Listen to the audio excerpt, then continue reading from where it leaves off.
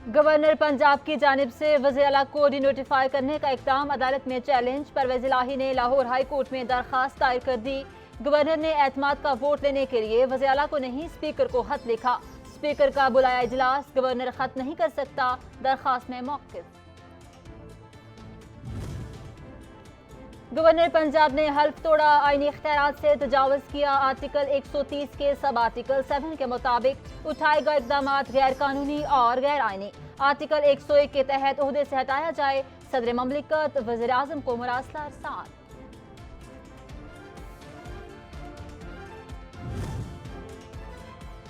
Election वक्त पर होंगे, किसी को इनारो नहीं मिलेगा। लीगी रहनुमा साद रफीक का ट्वीट, कहते हैं जराइम का हिसाब किताब होगा। चालाकियां, शोबदाबाजियां, बदजबानियां काम नहीं आएंगी। हुक्मरान जाती मफादात के अलावा कुछ नहीं सोचते। पीडीएम हुकूमत ने मईशत के साथ जो खिलवाड़ किया, इसकी मिसाल नहीं मिलती। तर्जुमान तहरीक इंसाफ फवाद चौधरी का ट्वीट, कहा जिस दिन अदम एतमाद की तहरीक लाई गई, फॉरेन रिजर्व $16 बिलियन थे, जो अब 6.1 बिलियन रह गए हैं।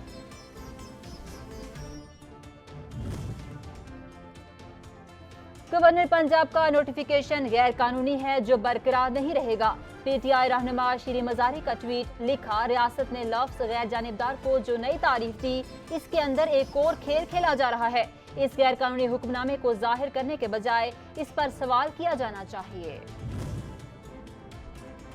एफआईए ने अदालत लाहौर में मनी लॉन्ड्रिंग से मुतालिक केस की समाअत। सुलेमान शहबाज जमानत के लिए एफआईए अदालत लाहौर पेश। नैब ने सुलेमान शहबाज और दीगर के खिलाफ मनी लॉन्ड्रिंग का रेफरेंस दायर कर रखा है।